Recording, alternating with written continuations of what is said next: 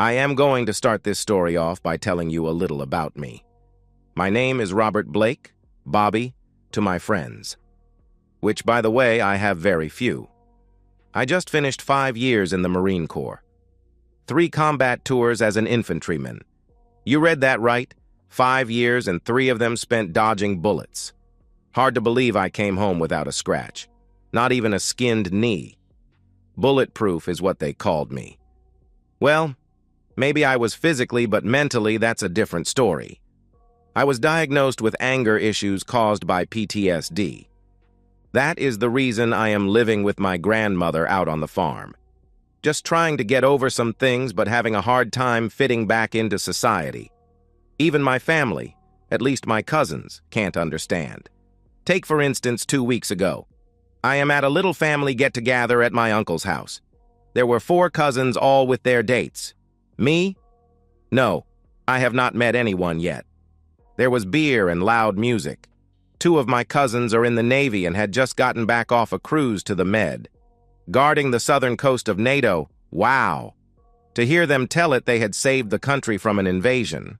By who? The French? Or maybe those back-loving Greeks? They acted like they had just come back from the war. Maybe it was the 5 beers I had consumed.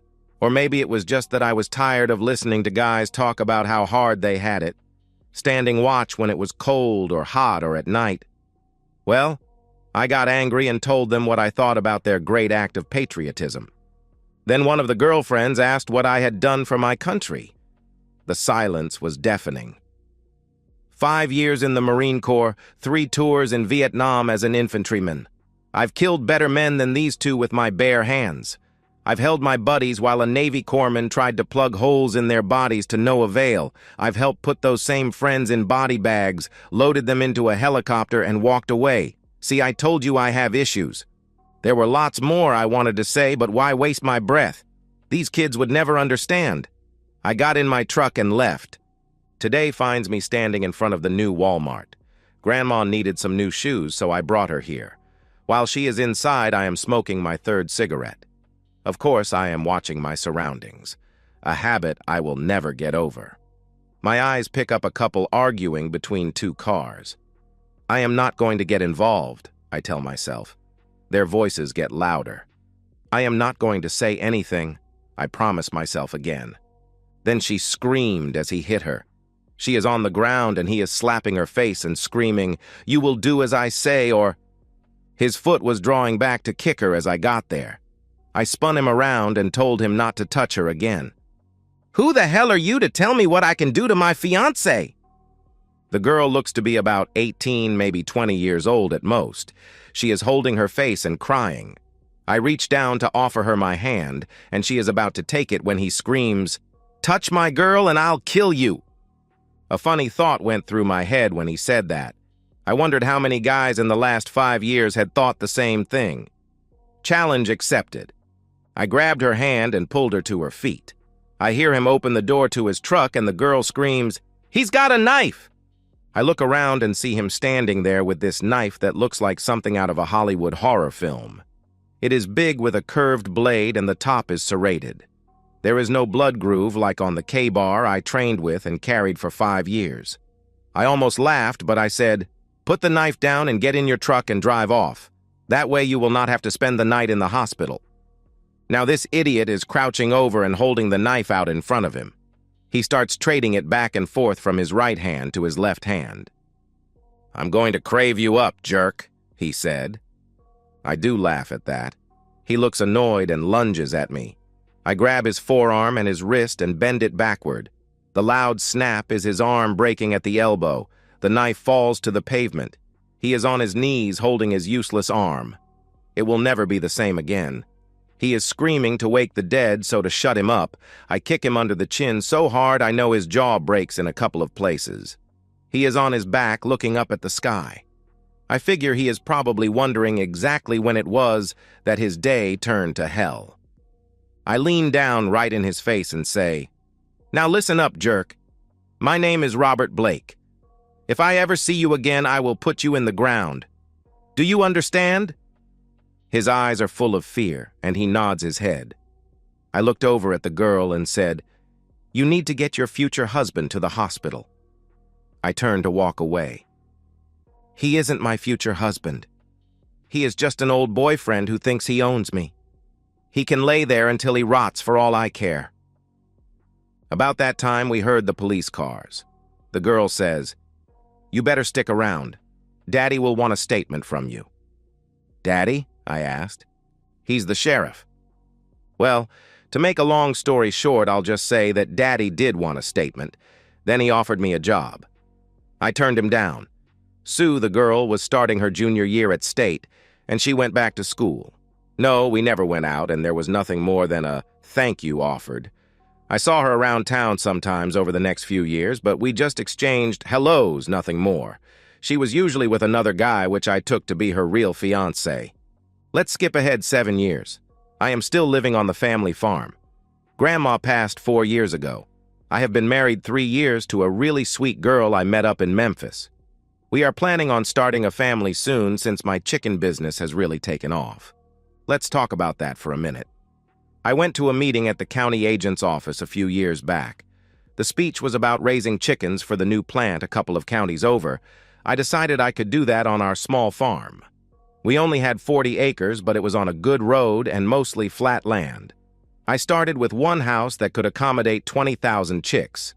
Today, I have 5 houses and raise over 100,000 chicks at a time. I have done very well for a man with anger issues, but all that changed 2 days ago. I was at a seminar over in Arkansas. My wife did not come with me. She had things she needed to do. Women, right? The first 2 days were informative, but the last day was going to be a couple of speeches that I had heard last year, so I decided to surprise my wife by driving home a day early. The room was paid for another day, so I just left. It was me that was surprised. When I turned onto my road, I saw a strange car parked behind my house. What the hell is this? I cut the engine and coasted up in front of the house.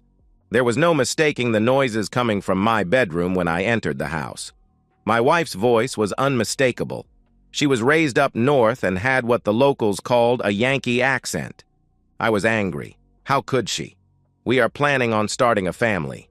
The more I listened to her cries of passion and begging this guy, whoever he is, to not stop and do it harder, my anger was back.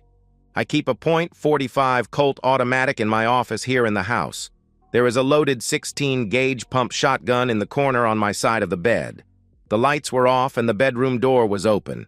I could not tell who was with her in the dark, but when I turned the lights on, they both looked at me. It was my cousin, home from the Navy. She screamed and started to say something. I never gave her a chance. That hollow point round hit her on the bridge of her nose. He started to get up screaming, "Wait, it was her!" I imagine he was going to say it was her fault. I did not care. My next shot hit him behind the ear as he turned to grab the shotgun. I went into the kitchen. Killing is thirsty work. I found 2 half-empty beer bottles on the table. Some party. I got a beer and sat down and thought about what I needed to do. Option number 1, call the sheriff and confess. Then spend the next 25 years in prison. Hell no. Option number 2, get busy, clean everything up, bury the bodies and the car, then get back to Little Rock, Arkansas, where the conference was going on. I'll take my chances with option number 2. I had 10 hours to get everything done and get back to the seminar. I hauled the bodies out to his car along with the bloody sheets. I have a backhoe and I know how to operate it. I started it up and dug a hole. Not just any hole, anywhere. I dug it where I was planning on building my next chicken house. I went in and showered. I was back in my hotel room in time for the breakfast meeting. No questions asked. I had a meeting with the representatives from the chicken plant. I explained to them how I was expanding my operation by adding another chicken house. I also joked about getting home in time to take my wife to a new steakhouse in town. At lunch, I sat with a couple of friends and commented about how this time next year I planned on being a father. They made a few jokes about it. Then I left for home. When I got home, I started calling around to ask if anyone had seen my wife, Linda. Of course, no one had. My last call was to Roy's mom. "Aunt Brenda, have you seen or heard from Linda in the last few days?" "No, I have not. Is she not home?" "No." When I got back from the conference, she was gone and I can't seem to locate her." "That's strange. You think you should call the sheriff?" she asked. "I'm sure she will turn up. She probably just went to Memphis to shop and time got away from her. She likes to go shopping in Memphis about once a week. I guess that's where she is. By the way, how is Roy?" "Oh, Roy is all mixed up these days. You know he was on recruiting duty in Memphis? Well, he met a girl and he really fell for her. The problem is his recruiting duty is over, and he is going to have to go to the West Coast to report to a ship that is going on a 1-year cruise around the world. He is really upset about leaving his girl. He started a 2-week leave a couple of days ago. I think he wants to spend as much time with her as he can before he leaves." I told her to wish him luck from me and got off the phone. Roy was going to get to spend eternity with his girl under a pile of chicken poop. Monday morning, I called the sheriff and reported Linda missing. He told me to stop by his office and fill out a missing person form. I went to town and filled it out, then talked to him. "Robert, sometimes things happen in a marriage and one person just needs some time. Know what I mean?" "Maybe. Linda was a little nervous about us starting a family. Maybe she just wanted to get away and think about being a mother for a few days without me bothering her. I bet that's it. If she's not back by the end of the week, give me a call and I'll start an investigation." Friday, I called and told him I still had not heard from her. He drove out with a detective from the State Bureau of Investigation. I was supervising the pouring of the concrete floor of my new chicken house. After introductions and a brief explanation of what I knew, the detective asked if he could inspect the house. I told him I was busy, but my housekeeper was there. "The sheriff knows her. Just tell her I said it was okay for them to look around." From the perspective of Lola May. I've worked for Bobby's family for over 40 years as the housekeeper. I even do some cooking when needed. I have taken care of Bobby his whole life. I knew something was wrong when that fat, lazy wife of his told me I could take the rest of the week off after Robert left for that conference. She even paid me for my days off. When I came back the next Monday, I was sure something had happened. You see, the sheets on the bed were changed, and the sheets I had put on last Friday were missing. Gone. Nowhere to be found. Then I noticed a few drops of what looked like blood on the mattress. I poured bleach on them to get them out, then I flipped the mattress. I made sure to mop the floors with lots of Pine Sol. I was not really surprised when the sheriff and that detective came up to the house and wanted to look around. After they finished, they asked me to come in the living room and talk to them. "Lola May, it seems that Linda has gone missing. Do you know anything about that?" "She probably runs off with that boyfriend of hers. A couple of suitcases are missing along with some of her clothes and things. You know, like makeup and her hairdryer." "First I heard about her having a boyfriend," he asked. "Well, don't tell Bobby I ain't for sure, but I do have my suspicions. I have been doing the laundry in this house for years, so I notice things." "Things like what?" asked the detective. "Things like on the days she goes to Memphis to shop and her clothes are in the hamper the next day smelling like a man's cologne, or her panties being all crusted up. But I never told Bobby because I got no proof, just suspects." "We noticed a certain smell in the house this morning. What is that?" asked the detective. "Pine Sol. I mop the floors every morning with lots of it. If not, the house would smell like chicken poop." I guess they did because they left after thanking me and I ain't never talked to them again. And that's good, 'cause if happened what I think happened, it's best not to talk about it too much. Sheriff Simmons in the car with the detective on the way back to town. "So what do you think happened?" "The husband killed her. It's always the husband." "I doubt that in this case. I checked his alibi and he checked out. He was in Little Rock until Friday night. Then he called around trying to find her. When I advised him to wait on filing a report, he waited, then came in and filed. Hell, they were planning on starting a family. At least he was. And I might have a line on that boyfriend Lola May was talking about. NIS, Naval Investigative Service, now called NCIS, is looking for a cousin of his that has disappeared. It seems his mother says he had fallen in love with some girl and did not want to go on a 1-year cruise around the world. I'm betting the girl is Linda, and they have run off together. That's what I am going to tell Bobby. I think all these suspects add up to a pretty good circumstantial case of a runaway wife. You know, Sheriff, you are probably right. I imagine she got tired of smelling chicken poop all day and she found a way out. Let's just let the Navy find them hiding out in Miami or Dallas and us not waste our time or budgets looking for them. I'm with you. I have enough problems with these bikers planting marijuana all over the county. I'll tell Bobby tomorrow. Back to the perspective of Robert. The sheriff called me the next day and told me they thought she run off with Roy. He advised me to see an attorney. He recommended his daughter, who had finished law school and had opened an office in town practicing family law. I was really busy with building the new chicken house and with my other chickens, so it was a month before I got to Sue's law office. From the perspective of Linda. I know I'm dead, but I want to tell my side of the story. I think this is a good time. I was born and raised in New York City, Brooklyn to be exact. That's where I got my Yankee accent. In my senior year in high school, my dad, who worked for Federal Express, got transferred to the main office in Memphis. Culture shook. Mom could not take it and moved back to the city. We did not know it at the time, but she had breast cancer. She died about 6 months before I married Bobby. Dad was killed in a traffic accident a year before I died. Now a little about me. I am stout, not fat, but at 5'4" and 145 pounds. I was never going to be a runway model. And for those of you who are wondering about it, no, I am not a virgin.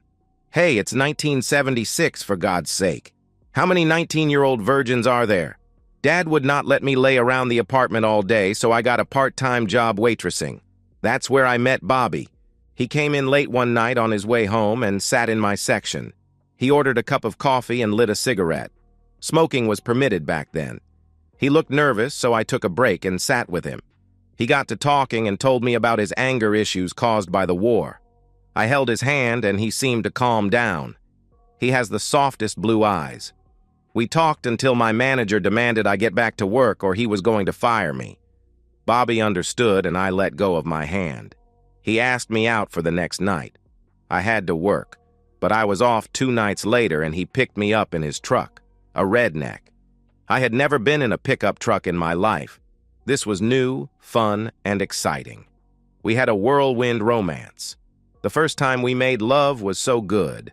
The second time we were at his house for the weekend, and I loved it. Again, the first time I ever spent the night outside of a city. Country living. I love it. We were married 4 months after our first date. Now it is 2.5 years later. Country living is not so great for this city girl. Do you know there is no pizza delivery out here? And to get to a mall, it is an hour drive. It was Christmas time, and we were invited to one of his aunts for a party. Actually more of a family reunion. One of his cousins was home from the Navy. Bobby and this cousin Roy did not seem to be really friendly, but I blew it off. It was something about Navy men and Marines, I think. Anyway, I enjoyed talking to Roy. He had been all over the world and visited cities like Rome, Venice, Paris, and London. I was enthralled just listening to him. He told me he was on recruiting duty in Memphis, and if I could get away, he would take me to lunch and we could talk some more. I decided not to tell Bobby about this. It was the first week of January, and it was cold. Bobby and his crew were cleaning out one of the chicken houses, and the smell of poop was in the air. I was restless, and I decided to go to Memphis, so I called Roy. Maybe lunch and some talk would get me in a better mood, right? Our maid, Lola May, just smirks when I tell her to make fried chicken before she leaves. Bobby likes her fried chicken better than mine anyway. I don't think she likes me very much. She is like a mother-in-law, always critiquing what I do. On the way, I called Roy from a payphone, and we decided to meet at a little cafe. He asked if Bobby knew I was having lunch with him. Of course not, I asked about his girlfriend. She was engaged to another when he came back after his last cruise. He talked a little about his job in the Navy. It was very important sounding. Then he wanted to know if I would like to see his apartment. Sure. Now, Roy was not a great lover. This was just fun. Something to get me off the farm and away from that smell. It became a once-a-week thing for me. I still loved Bobby, and I want to have his kids. I just needed a break from being bored to death out on the farm. Lola May did all the housework and most of the cooking. I sat on my back watching soap operas all day. But every week I went to Memphis and Roy told me stories and then slept with me. The stories were better than the other part, but I enjoyed it. Then in May, Roy told me he was leaving for another cruise. He was going to miss me. I told him I would miss him also. Not quite the truth. I was tired of this sneaking around. Bobby and I had decided to start a family. So as soon as Roy left, I was going off the pill and getting pregnant. But I made one big mistake. I told Roy that Bobby was going out of town for a week. Roy was leaving in a few days, so I invited him out to the farm. I gave Lola May the week off with pay, and Roy showed up about 3 hours later. The first 2 nights were okay, I guess. I did not get the same thrill out of making love to Roy in Bobby's bed that Roy seemed to get. In fact, by the 3rd night, I was glad it was over. I would mess with him tonight then. In the morning, I would make him breakfast and he would be gone. We were in bed.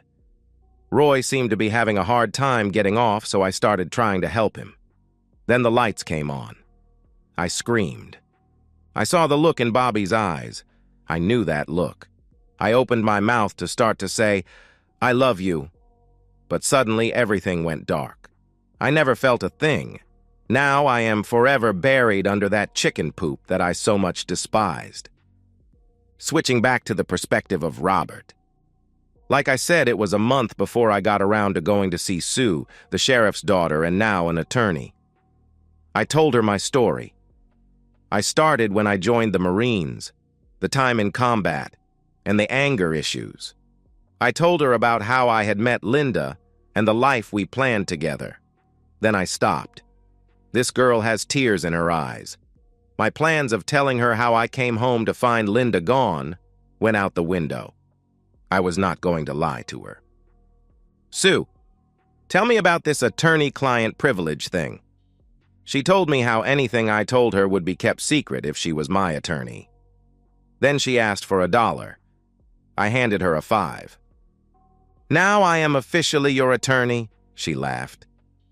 I told her what had happened and where I buried the bodies. She is now laughing hysterically. "Did I just mess up telling you this? What's so damn funny?" "The exact same thing happened to me," she replied. "Sue, what the hell are you talking about?" "You remember how you saved me in the parking lot some years ago?" "Of course I remember," I replied. "Well, I vowed that nobody was ever going to treat me like that again if I could help it. When I turned 21, I got a concealed carry permit. I practice every week and I am always armed.